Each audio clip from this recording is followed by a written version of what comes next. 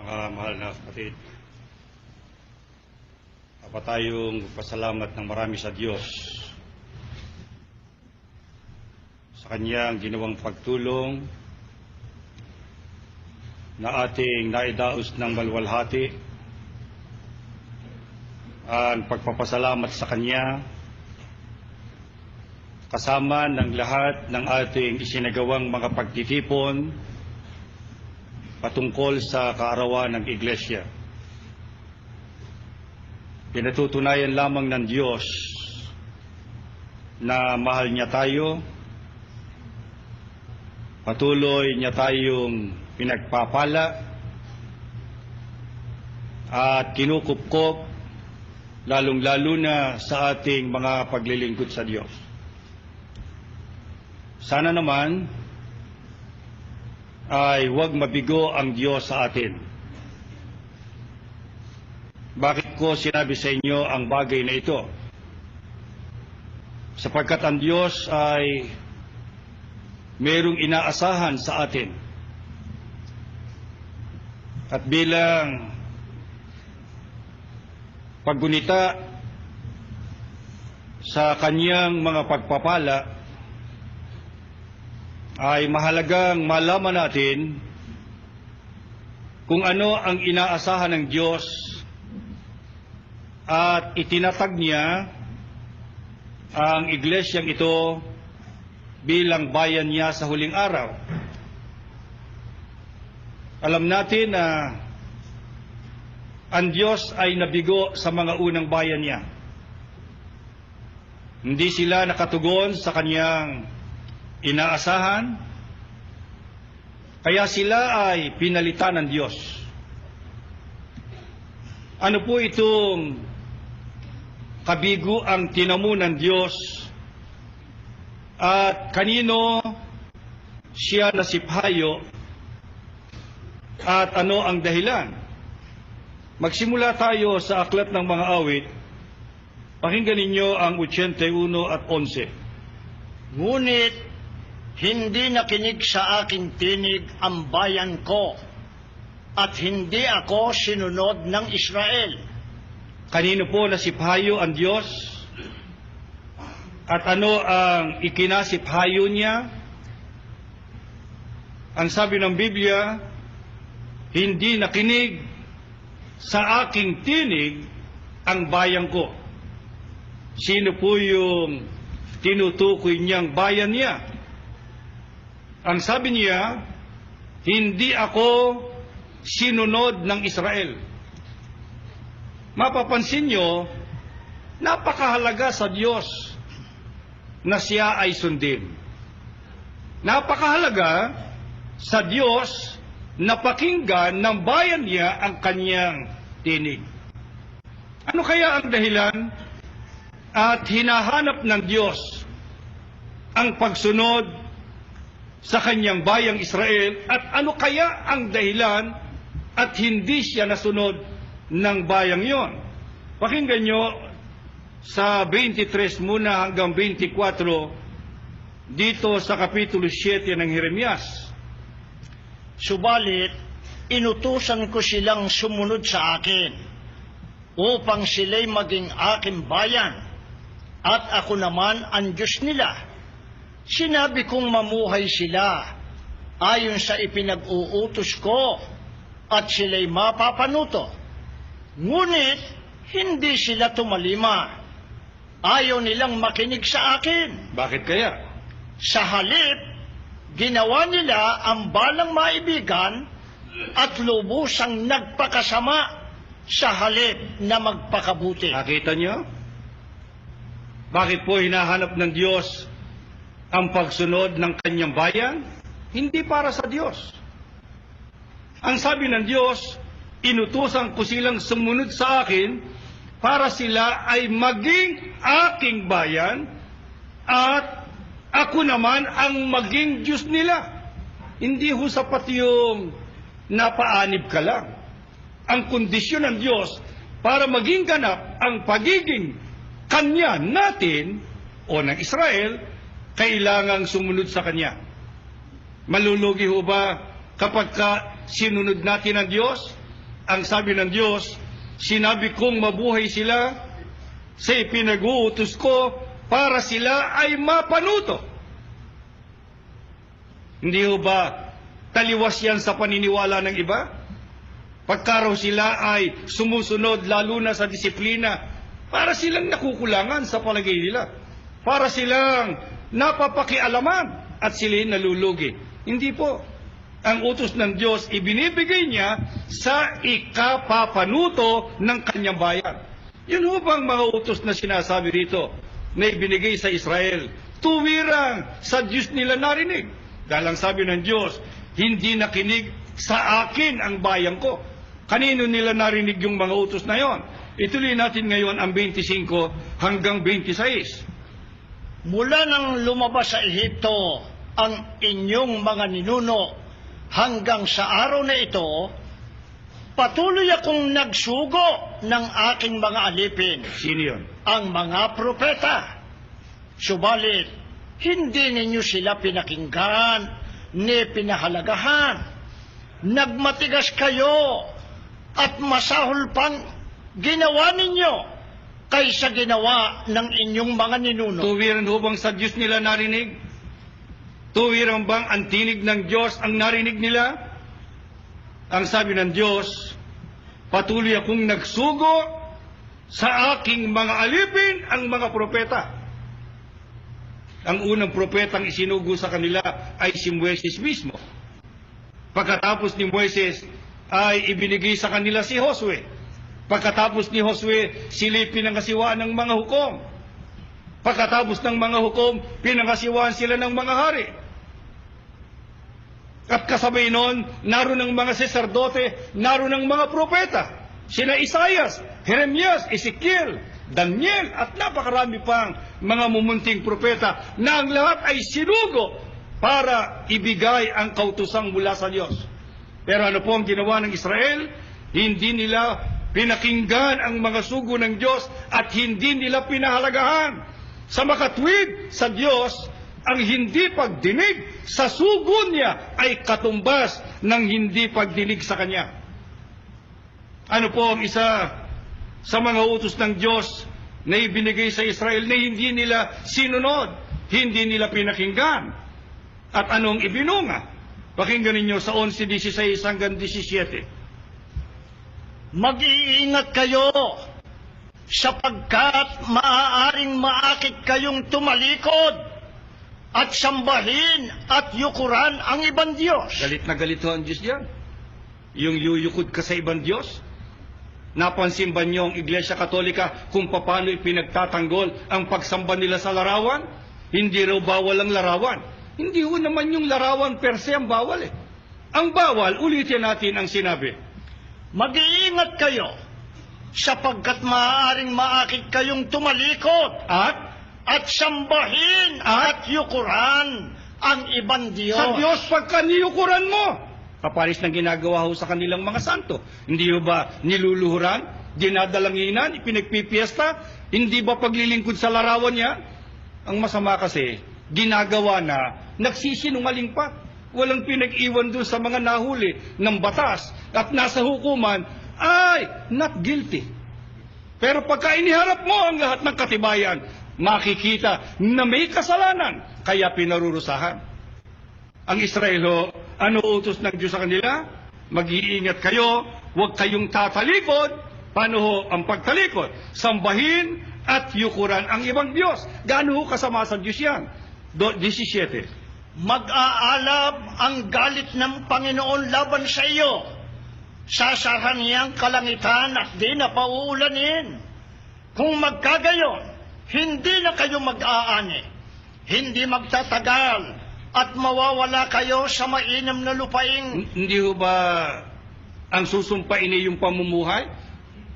Kaya tayong mga Iglesia ni Cristo, pagka inaalap o minamala sa pamumuhay, ang dapat huntignan, baka tayo may pagkukulang sa Diyos. Baka sabihin nyo sa akin, hindi ho ako sumasamba sa larawan. Yun ho mga larawan sa bahay namin mga alaala ng mga kamag-anak na kailanman hindi niluluran. Tama.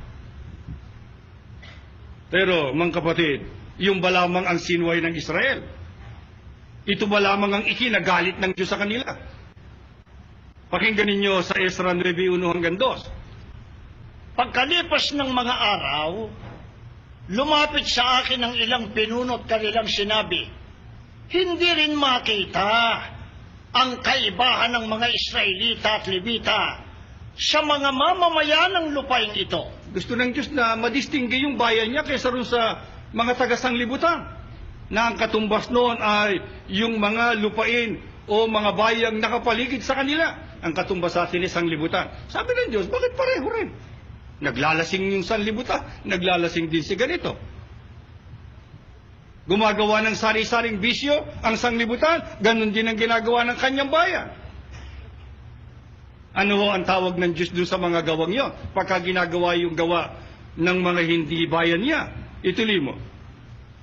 Ginagawa rin nila ang mga kasuklam-suklam na gawain ng mga Kananeo, Heteo, Pereseo, Hebuseo, Amonita, Moabita, Ehipsyo at Amoreo. Yun ang sanlibutan sa kanila. Ano tawag ng Diyos sa mga gawa nun? Kasuklam-suklam. Ano isa? Sa mga kasuklam-suklam na gawa na ginawa ng Israel na ikinagalit ng Diyos. Dos. Nag-asawa sila ng mga taga rito. Ganoon din ang kanilang mga anak. Kaya nahaluan ng ibang lahi ang lahing ito na itinangin ng Diyos para sa kanya. At ang pasimuno sa kataksilang ito ay ang mga pinuno at mga tagapamahala ng bayan. Ano po ang isa sa mga kasuklam-suklam na ikinagalit ng Diyos sa Israel? Yung kanilang pag-aasawa sa hindi nila kalahi. Kumbaga sa atin, ang pag-aasawa sa hindi kapanampalataya. Napakabigat na kasalanan ho sa Diyos niya. Yung mga iglesia ni Kristo, lalo na yung mga kabataang nakikinig sa akin na may katipang taga-sanglibutan, yan po ay kasuklam-suklam sa Diyos. Ano tawag ng Diyos sa gawang yan? Kataksilan. Sapagkat hinahaluan ang banal na lahi. Hindi ho tayo ang nagbawal niyan, mga kapatid. Ang ikinagalit ng Diyos sa Israel, ang pasimuno, yung pang mga pinuno. Salamat sa Diyos sa iglesia, yung ating mga may tungkulin, napakaingat sa bahaging niya. Ipinatutupad nila ang utos na yan. At sila mismo, ang kanilang mga anak, pinangangasiwa nila na huwag mag-aasawa sa taga-sanglibutan. Bakit? Ano ho ba ang utos ng Diyos sa kanila? Meron ho bang utos ang Diyos kaya ang pag-aasawa sa taga-sanglibutan ay kasalanan? Sa 12. Kaya, huwag ninyong ipahihintulot na mapangasawa ng inyong mga anak ang kanilang mga anak. Ano-ano bawal? Huwag kayong makikipagkasundo. O makikipagtipan. Yung pa lang bawal na. Nakikipag-engage. Ano pa ho ang bawal? Ni makikisama sa kanila. Ay yung iba, hindi nga nagpapakasal, naglilipin naman. Nagsasama ng hindi kasal. Bawal din ho ng Diyos yun. Basta taga-sanglibutan. Lalo na sa mga kapatid, hindi dapat na gawin niyang mga bagay na yan. Tuloy natin. Sa gayon, pakikinabangan ninyo ang lupain at mananatili roon ang lahi ninyo magpakailanman. Kita niyo na? Yun po ang kanilang ikapananatili. Pagka sila ay sumunod, hindi sila sumamba sa Diyos-Diyusan at hindi nagsipag-asawa, hindi nakipagtipan, hindi nakipagkasundo sa taga-sanglibutan at hindi nakisama sa kanila. Mga kapatid, ano po ang sama ng hindi pagsunod? Ano ibinunga sa Israel nang makita ng Diyos na malalang-malala na ang kanilang kasalanan? Talagang ayaw nilang makinig. Ano ginawa ng Diyos sa Israel? Pakinggan nyo sa Jeremias 6:19 at 30. Inyong pakinggan, o lupa, narito, ako'y magdadala ng kasamaan sa bayang ito, na bunga ng kanilang mga pag-iisip, sapagkat sila'y hindi nangakinig sa aking mga salita, at tungkol sa aking kautusan, ay kanilang itinakwil. Ano ginawa ng Diyos?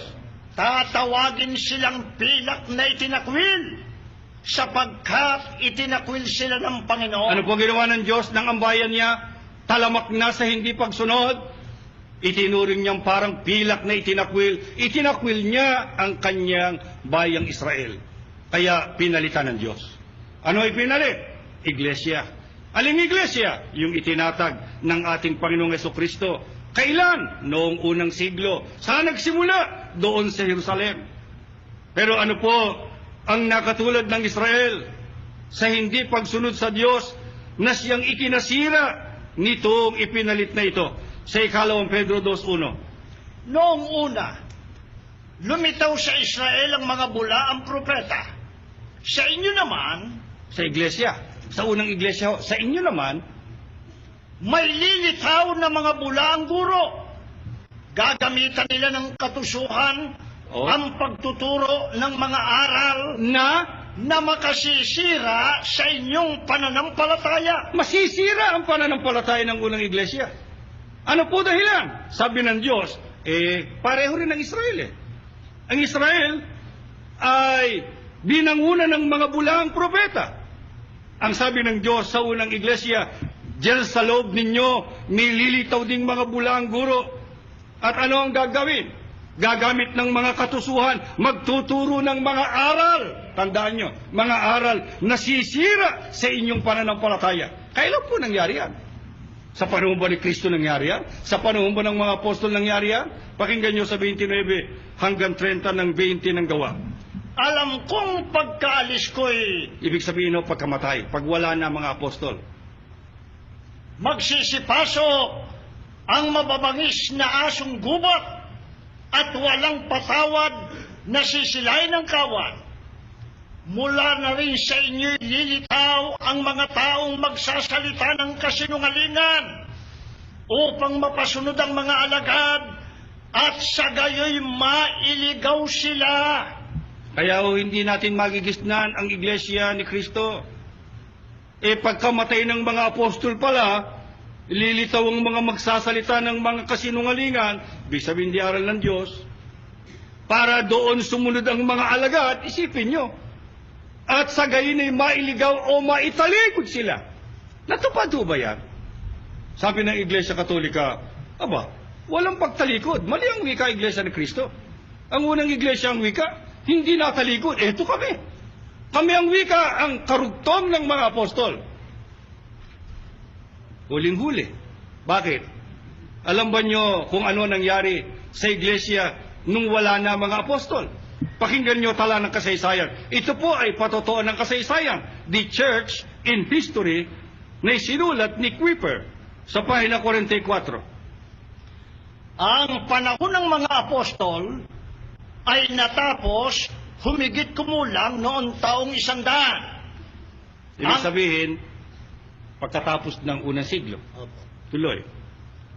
Ang mga apostol ay sinundan ng mga apostolic fathers. Yan ho ang tinatawag ng Iglesia Katolikang mga ama ng Iglesia. Tignan ninyo ginawa niyang mga amang yan. Mula sa kanilang mga sulat, ay makikita natin Alin? na ang mga palatandaan ng pagkasira ay bumabalisa sa iglesia. Kita nyo? Tuloy. Sa sumunod na 400 taon, ang pagkasirang yaon ay tuloy-tuloy na lumubha. Ano po ang patotoo ng kasaysayan? Natupad ba ang hula ng mga apostol? Pag wala na sila, may sisira sa kanilang pananampalataya, magtuturo ng kasinungalingan at ihihiwalay ang mga alagad? Opo. Bakit? Ano nangyari? Pagkatapos ang wika ng panahon ng mga apostol, na ang pinakamatagal lang naman hanggang sa taong 100, ang mga apostol sinundan ng mga apostolic fathers, na itong mga ito nagturo, sumula. Pero makikita ang wika natin sa kanilang mga sulat, ang palatandaan ng pagkasira na bumabalisa sa iglesia. Nabuo ba yung pagkasirang yon? Sa sumunod ang wikang 400 taon, ang pagkasirang yon tuloy-tuloy at lumubha pa. Ano ang tawag ng kasaysayan? Diyan sa pagkasirang yan ng iglesia. At ano ang mga halimbawa niyan? Ito naman ay isang aklat na pinamagatang The Great Apostasy, ang dakilang pagtalikod, na isinulat ni James Talmage sa pahina 90 hanggang 91. Pakinggan niyo. Ang nauuna ay naglalarawan ng ilan lamang sa maraming ebidensyang mababanggit bilang pagpapakita sa katotohanan na pagkatapos ng ministeryo ng mga apostol, Ano nangyari? ang iglesia ay nagdanas ng panloob na pagkasira. Paano mo sasabihin iglesia pa ni Kristo yan? Ano po ang tawag dyan sa pagkasirang yan? At nasa kalagayan ng lumulubhang pagsama, kabilang sa higit na tiyak na dahilan nitong pagpapalawak na pagtalikod Ayan. mula sa diwa ng Ebanghelyo ni Kristo o nitong mabilis na lumalagong pagtalikod sa pananampalataya, ang mga sumusunod ay may tuturing na mahahalagang halimbawa. Una, ang pagpapasama sa mga simpleng simulay ng Ebanghelyo sa pamamagitan ng paghalo ng tinatawag na mga sistemang pampilosopya ng mga panahong yaon. Nahaluan ho ng kung ano-anong mga turo yung aral ng Diyos. Ginamitan ng mga kung ano-anong filosofya. Ang isang halimbawa niyan yung tungkol sa kalagayan ni Kristo Tungkol sa kung ilan ng Diyos. Palibasa, hindi nila maaaring burahin yung aral ng Biblia, isa lang talaga Diyos, para mapasama si Kristo na hindi mararagdagan ng Diyos. Ano ginawa nila? Ginawang persona. Yun ang filosofya. Ano raw ang persona? 3. Sino-sino? Ama, Anak, Espiritu Santo. Ano tanong nila? Ang Ama ba'y Diyos? Oo. Ang Anak ba'y Diyos? Diyos din. Ang Espiritu Santo? Diyos din nga ni. Ilan silang 3? 3. Sinabi mo na Ang sagot, isa lang. Kaya, kahit na matino ka, masisira ulo mo. Dahil sa kitang-kita mong 3, sasabihin sa yung isa. Para sa ganyan, maipasok ang isipan pampilosofya na labag naman sa katotohanan. Hindi filosofya yun Yan ang filosofyang kangkong. Pero hindi yung filosofyang tunay. Ang filosofya ay katwiran ng bagay. Ito wala sa katinuan Wala sa sentido komon. Ano po ang mga ginawa ng Iglesia Katolika para italikod ang unang iglesia? Pakinggan ninyo ang sumusunod. Ikalawa, ang mga walang kapahintulutang pagdaragdag sa mga seremonya ng iglesia. Meron ba kayong mababasang misa sa unang iglesia? Yan ay dagdag na mga seremonya. Tuloy. At ang pagpapasok ng malubhang pagbabago sa mga mahahalagang kautusan o doktrina. Binago mga doktrina. Marami makikita nyo mamaya. Hindi ho sa akin manggagalit. Ano pa ginawa? Ikatlo, ang mga walang kapahintulutang pagbabago sa organisasyon at pamamahala ng iglesia. Meron ba kayo nabasa ang namahala sa iglesia Papa? Meron ba kayo mababasa sa Bibliang mga kardinal? Meron ho bang mga arsobispo? At lalo namang walang mga pare, bawal pa yon. Yung lahat lang yan. Binago ang doktrina, binago ang organisasyon, pinasukan ng filosofya ang mga aral ng Diyos. Ano-ano po ang mga halimbawa niyan? Mga aral na hindi mula sa Diyos, hindi naman mula sa Biblia, na siyang itinuro sa unang iglesia pagkamatay ng mga apostol, na siyang ikinasira o ikinatalikod nito. Balikan natin yung The Church in History kanina sa pahina 44 ulit. Sa katapusan ng ika-5 siglo, ang mga sumusunod na hindi makabibli ang doktrina at kaugalian ay nag-ugat ng malalim sa iglesia. Wala na mga apostol ho niyan. Katapusan na ng ika-5 siglo Unang siglo pa lang sa katapusan nun patay na mga apostol Kaya 4 na siglo na tumatakbo, ito na itsura ng iglesia. Malubhang-malubha na at marami ng mga hindi makabibyang doktrina at kaugalian. Tandaan nyo, ang sinasabi ko rin yung mga hindi makabibyang aral. Ngayon, kanino natin nakita lahat yan? Sa Iglesia Katolika. para lamang makuha ang simpatya ng mga pagano at sa ganyan isama sa doktrina ng iglesia, kaya natalikod, nasira ang pananampalataya ng mga alagad. Ano po ang inaasahan ng Diyos sa iglesyang ito? Para huwag ding masira, para huwag nang masira, huwag nang matalikod. Pakinggan niyo sa Juan 10:16. At meron akong ibang mga tupa na hindi sa kulungan ito. Sila'y kailangan din naman dalhin ko. At kanilang diringgin ang aking tinig. At sila'y magiging isang kawan. Ano po ang hula ni Kristo sa mga tupan niya? Hindi yung nasa unang kulungan, kundi ito'y iba, sapagkat ito'y iba ang panahon, iba ang lugar na pagmumulan. Diringgin ang aking tinig para sila maging isang kawan. Ang kawan po ay ang iglesia ni Kristo. Ano po ang itatatag ni Kristo sa huling araw? Iglesia ni Kristo. Pero ano ang paraan para sila matatag? Kailangan tinig ni Kristo ang dinggin nila. Ano po ang ibig sabihin nun? Kanino ho ba yung mga aral na naririnig sa ating Panginoong Jesucristo? Itanong natin kay Kristo mismo. 12:49. Sapagkat ako'y hindi nagsasalita na mula sa aking sarili, kundi ang Ama na sa akin ay nagsugo. Pakinggan po niyo. Ay siyang nagbigay sa akin ng utos kung ano ang dapat kong sabihin at kung ano ang dapat kong salitain. Ano po ang pagtatapat ng ating Panginoong Jesucristo? Kanino raw yung mga aral na itinuturo niya? Sabi niya, hindi mula sa aking sarili. Kaya pagka sinunod mo si Kristo, hindi ang ibig sabihin, dinidiyos mo siya o sinusunod mo siya. Ano sabi niya? Ang Ama na sa akin ay nagsugo, siyang nagbigay sa akin ng utos kung ano ang dapat kong sabihin, kung ano ang dapat kong salitain. Kaya pag sumunod ka kay Kristo, sumusunod ka sa mga utos ng Diyos. Eh ang Israel, kanina, narinig nyo? Hindi tininig ng aking bayan, ng aking tinig. Hindi ako sinunod ng Israel. Ito naman ang sabi ng Diyos, diringgin ang aking tinig. Siguro sasabihin ng iba, paano ninyo maririnig ang tinig ni Kristo? 1914 kayo limitaw. Eh ano ngayon? Eh saan ang wika naroon si Kristo ng 1914? Nasa langit. Paano ninyo maririnig ang tinig ni Kristo? Eh nasa langit na siya. Eh paano nga kaya? Tanong natin kay Kristo. Wala bang paraang itinuro si Kristo para marinig ang tinig niya? Eh nasa langit na siya noong panahong yon. Lucas 10:16. Ang nakikinig sa inyo ay sa akin nakikinig. Aba, ulitin mo.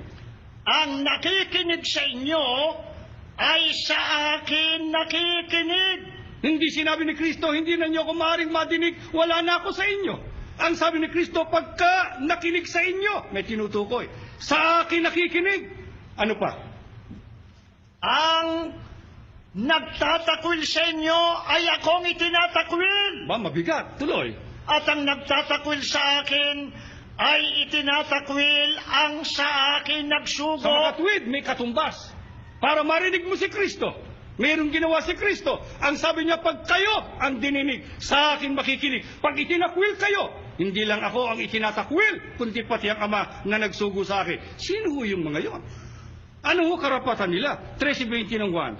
Katotohanang sinasabi ko sa inyo, ang tumatanggap sa sinumang sinusugo ko, ay ako ang tinatanggap. Tuloy. At ang tumatanggap sa akin ay tinatanggap ang nagsugo sa Sino ang akin. tinutukoy ni Kristo? Na pagka dininig siya, dininig yung kanyang mga isinugo. Gaano kahalaga yung kanyang mga sugo? Pag tinanggap siya, tinatanggap. Pag tinanggap siya, tinatanggap ang Diyos. Kaya napakahalaga na magkaroon ng sugo ang isang iglesia. Pag walang sugo ng Diyos ang alinmang iglesia, hindi maaaring makinig sa Diyos, hindi maaaring makinig sa ating Panginoong Jesucristo. May sugo ba ang iglesyang ito? Kung meron, ano katangian niya? Para marinig natin sa Kanya ang tinig ni Kristo at saka ng Diyos. Isaiah 41:9 hanggang 10. Ikaw na aking hinawakan mula sa mga wakas ng lupa at tinawag kita mula sa mga sulok niyon at pinagsabihan kita, ikaw ay aking lingkod, aking pinili ka at hindi kita itinakwil. Tuloy. Huwag kang matakot sapagkat ako'y sumasa iyo. Huwag kang manlupaypay sapagkat ako iyong Diyos. Aking palalakasin ka. Oo, aking tutulungan ka. Oo, aking aalalayan ka ng kanang kamay ng aking katwiran. Mahalaga ho yung huling salita eh. Aalalayan kita ng kanang kamay ng aking katwiran. Alam ba niyo yung katwiran? Yun o, Ebanghelyo. Ito. Ano ang pinakaalalay dun sa sugo na ang sabi, tinawag kita mula sa mga wakas ng lupa? Ba, hindi ito si Kristo. Hindi ito ang mga apostol. Si Kristo at ang mga apostol sa pasimula ng panahong Kristiyano. Ito naman ay sa mga wakas. Pag malapit na ang wakas ng mundo. Napag-aralan ninyo sa mga sunod-sunod na leksyon bago tayo nagpasalamat ang mga hulang yan at kung alin yung mga wakas ng lupa, kung alin yung malayong silangan. Ang mahalaga, ang sabi ng Diyos, tinawag kita, aking lingkod ikaw, aking pinili ka, hindi kita itatakwil. Ibig sabihin, hindi mangyayari sa iyo ang nangyari sa Israel, sa unang iglesia, itinakwil ko sila. Itong pasugong ito, hindi na itatakwil ng Panginoong Diyos. Mahirap ho bang patunayan na sa atin natupad yung hulang yon? Hindi ho. Bakit hindi mahirap? Nangyari. Ano nangyari? Sabi ng Diyos, huwag kang matakot, ako'y sumasa iyo. Huwag kang manglupaypay, ako iyong Diyos. Ano katunayan? Aking palalakasin ka. Pag mahina, hindi ikaw yan. Aking tutulungan ka, aking aalalayan ka ng kanang kamay ng aking katwiran. Bakit sa atin natupad yung lahat ng yun kung hindi tayo ang tinutukoy? Bakit sa sugo ng Diyos natupad ang lahat ng ito kung hindi siya ang tinutukoy? Paano ho maninindigan sa panig ng mga aral ng Diyos ang sugong ito at ang pasugong ito? 42:21. Kinalulugdan ng Panginoon dahil sa kanyang katwiran na dakilain ang kautusan at gawing marangal. Paano maninindigan sa panig ng aral ng Diyos kaya hindi masisira sa pananampalataya ang mga kaanib? Ang kautusan ng Diyos ang idadakila, ang kautusan ng Diyos ang gagawing marangal. Kayo, mga kapatid, nung doktrinahan kayo, ano binasa sa inyo? Aral ng Diyos. Gumugol kayo ng 20, 25, 26, 30 araw. Pag sumasamba kayo, ano yung tinuturo sa inyo? Aral ng Diyos. Anong kabawal-bawalan sa iglesyang ito? Huwag tayong gagawa ng anumang aral na hindi aral ng Diyos. Huwag tayong susunod sa mga aral na hindi aral ng Diyos. Mamatay tayo sa pagsunod. Aral lamang ng Panginoon Diyos. Kaya sabi ko sa inyo, kapatid, mga kapatid, tinulungan tayo ng Diyos. Nakaraos ng walwalati ang iglesia. 75 taon na. Nakatingin tayo sa hinaharap na punong-puno ng pag-asa. Huwag naman natin biguin ang Diyos. Bakit? May inaasahan ba ang Diyos sa iglesyang ito? Meron. Napagal siya, nasipahayo siya, naunsyami siya sa mga unang iglesyang, sa mga unang bayan niya at iglesyang itinatag niya. Tumalikod na lahat sa kanya. Pero ito, sabi ng Diyos, ito ang dirinig sa aking tinig, ito ang dadakila sa aking kautusan. Natupad ng sugo, natupad ng mga ministro. Paano matutupad ng mga kaanib ang pagdakila sa mga kautusan ng Diyos, ang pananatiling nakikinig sa tinig ni Kristo at saka ng Diyos? Pakinggan ninyo kung ano sabi sa Apokalipsis 14:12 hanggang 13. Kaya kailangang magpakatatag ang mga hinirang ng Diyos, ang mga sumusunod sa utos ng Diyos at nananatili sa pananalig kay Jesus. Tumigil muna tayo. Ano raw ang kailangan sa ating mga hinirang? Kailangang magpakatatag. Kung hindi ka pala sambe, nasisipahayo na agad ang Diyos. Kung hindi ka aktibo na iglesia ni Kristo, nagdaramdam siya. Sabi niya, ba't ganun? Ang laki-laki ng aking ginawa sa kanya, ng aking pagmamahal sa kanya, pero siya, hindi niya ako pinahali. Ate mo, trabaho lang iniwan ako. Tignan mo, problema lamang, pinagtatampuhan ako. Yan po ang ikinasisipahayo ng Diyos. Ano sabi ng Diyos? Kailangang magpakatatag ang mga hinirang. Saan? Ang mga sumusunod sa utos ng Diyos, nananatili sa pananalig kay Jesus. Mga kapatid, huwag tayo iglesia lang dito sa kapilya. Iglesia tayo sa lahat ng panahon ng ating buhay. Sa pamilya, sa tahanan, sa trabaho, sa hanap buhay, sa paglalakbay, sa labas, sa sanglibutan. Iglesia tayo matatag na sumusunod sa mga aral ng Panginoon Diyos. Malulugi ba tayo? Kung tayo ay manindigan sa pagsunod, ano naman ang paninindigan ni Kristo pagka tayo sumunod sa Kanya? 27 hanggang 28. Dinirinig ng aking mga tupa ang aking tinig, at sila'y aking nakikilala, at sila'y nagsisisunod sa akin. Ano gagawin ni Kristo? At sila'y binibigyan ko ng walang hanggang buhay. Kita nyo? Tuloy. At kailan may hindi sila malilipol? Ang unang iglesia, nalipol. Nalipol ng maling aral, nalipol ng ganid na lobo, pinatay. Walang natira na mananampalataya. Tayo naman, ano sabi ni Kristo? Pagka kayo sumunod, bibigyan ko kayo ng walang hanggang buhay, hindi kayo malilipol. Hanggang kailan daw? Balikan mo yung 14-13. Hanggang kailan daw tayo dapat sumunod? Maaaring sabihin ng kapatid, pagod na po ako. Marami na ho akong tiniis. Pwede na ho ba akong mag-retire? Ako ho naman ay magpapahinga muna. Kapatid, hindi na ako makasunod. Ako ho naman ay marami ng puhunan. Hanggang kailan tayo inaasahan ng Diyos na sumunod? Sa 13. At narinig kong isang tinig mula sa langit na nagsasabi, isulat mo ito, mula ngayon, mapapalad ang naglilingkod sa Panginoon Hanggang kailan? hanggang kamatayan. Bakit? Tunay nga, sabi ng Espiritu, magpapahinga na sila sa kanilang pagpapaga. Hanggang kailan po inaasahan ng Diyos na tayo sumunod? Hanggang sa kamatayan. Lugi ba tayo? Mapapalad. Ano ang kapalaran? Pagpapahingahin ko kayo. Alam ng Diyos na pagod na sa maraming tiisin, sa maraming pasanin ang mga lingkod niya sa huling araw, sa mga kahirapan, sa mga pag-uusig. Pero sabi ng Diyos, baulin mo hanggang sa libingan, pagpapahingahin kita sa bayang banal. Aalisin ko hirap, aalisin ko luha, aalisin ko gutom, aalisin ko ang lahat ng dalamhati, aalisin ko ang kamatayan. Yan po ang pangako ng Diyos kung magtapat tayo hanggang sa wakas ng ating buhay. Maaring ang karamihan sa inyo ay mahihirap lang. Maaring ang iba sa inyo inaapi, inuusig. Subalit, ano po ang napakalaking pag-asa ng mga lingkod ng Diyos sa kabila ng lahat ng mga tiisin, sa kabila ng lahat ng mga kaapihan, sa kabila ng lahat ng mga pag-uusig. Basahin natin sa awit 62, 5 hanggang 7. Tanging sa Diyos lang ako umaasa. Ang aking pag-asa'y tanging nasa Kanya. Tanging siya lamang ang tagapagligtas, tagapagtanggol ko at aking kalasan. Sumampalataya kayo riyan, mga kapatid, tuloy. Akin ang tagumpay sa lahat ng oras. Sige pa. Ang kaligtasan ko't aking karangalan ay buhat sa Diyos. Nasa Kanya lamang.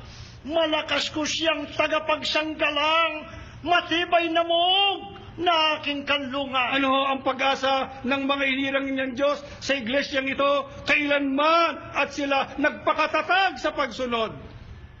Meron silang tanging pag-asa, ang Diyos, na siyang tagapagligtas, tagapagtanggol, kalasag. Kaya pag nasa Diyos ka, nasa iyo na lahat, tagumpay ka sa lahat ng oras. Malakas mo siyang tagapagsanggalang, matibay na muog, at iyong magiging kanlungan.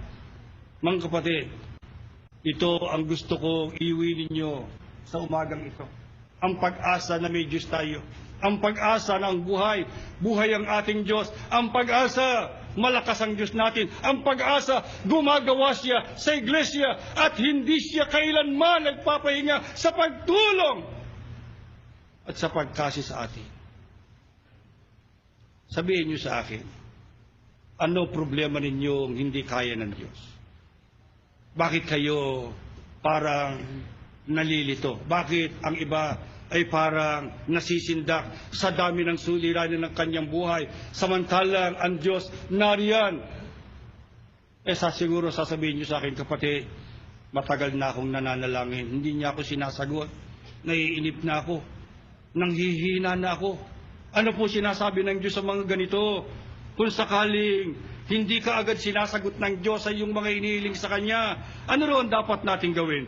sa 14 ng 27. Mag-antay ka sa Panginoon.